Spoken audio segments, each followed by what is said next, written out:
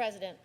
The senator from New York is recognized. Mr. President, I rise today to once again ask that every senator have a chance to consider and cast their vote on the Military Justice Improvement and Increasing Prevention Act.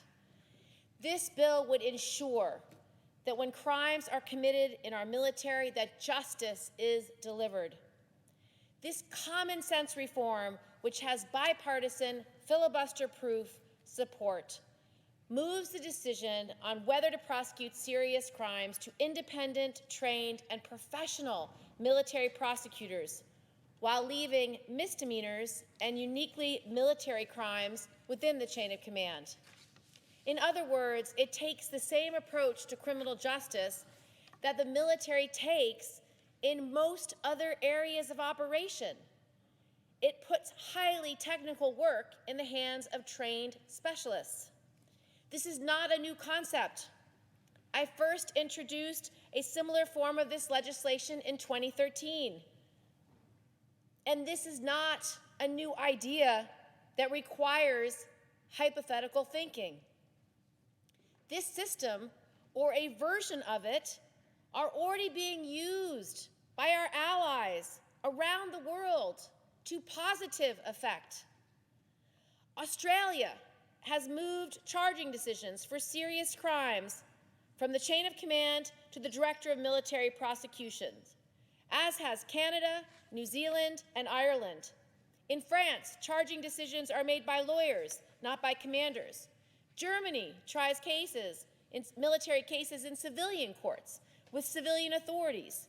In Italy, charging decisions are made by judge advocates who are fully independent of the chain of command. The Netherlands assigns charging decisions to public prosecutors with broad experience in military cases. Norway uses military prosecuting authority for criminal offenses by military personnel. The UK moved serious crimes out of the chain of command in 2009 as part of an effort to provide an independent and impartial tribunal to the accused. In Israel, charging decisions are made by judge advocates whose sole commander is the military advocate general, a general officer. I will note that the Israeli system is almost identical to the procedures set forth in our bill. Israel has not seen a decrease in good order and discipline, and in fact, has seen increased reporting and faith in their military justice system. These countries took serious crimes out of the chain of command because they believed that defendants have a right to civil liberties.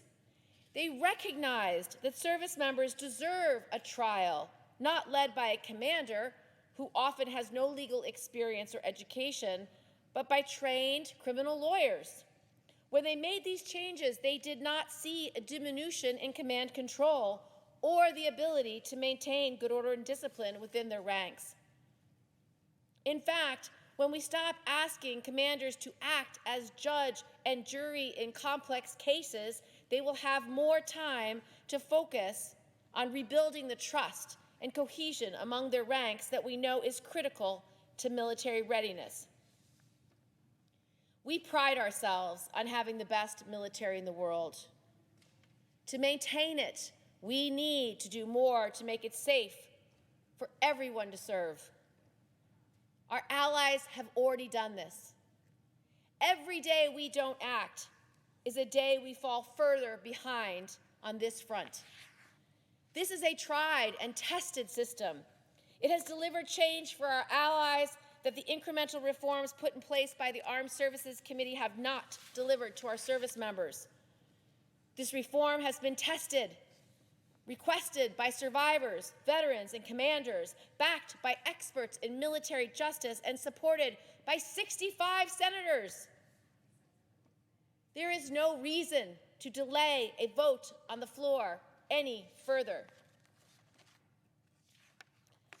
I ask unanimous consent that at a time to be determined by the Majority Leader in consultation with the Republican Leader, the Senate Armed Services Committee be discharged from further consideration of S. 1520, and the Senate proceed to its consideration, that there will be 2 hours for debate equally divided in the usual form, and that upon the use or yielding back of that time, the Senate vote on the bill with no intervening action or debate.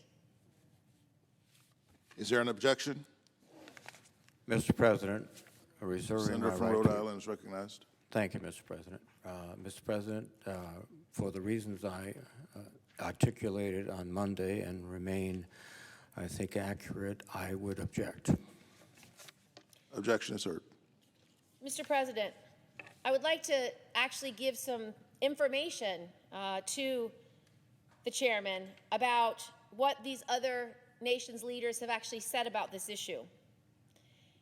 Major General Blaise Cathcart, Advocate General of the Canadian Armed Forces, wrote, "The 1999 changes to the military justice system were battle-tested in the theater of active operations, and in my view were a key contributor to combat effectiveness of the Canadian Armed Forces. The current military justice system contributed substantially to the fielding and sustainment of a disciplined and efficient force with high morale." Air Commander Paul Cronin, Director General of the Australian Defence Force Legal Service, quote, "At this point, it is appropriate to reflect on the effect of these reforms made to the Australian military justice system in 2003 and 2006. These reforms have undoubtedly had a significant and positive impact on the efficacy, impartiality, and perceived fairness of Australia's military justice system. This, a fact confirmed by a number of subsequent independent reviews of the effectiveness of the 2003 and 2006 reforms. As a result of their independent review, they concluded that the reforms have been effective and that as a result of these reforms, the military justice system is delivering and should continue to deliver impartial, rigorous, and fair outcomes.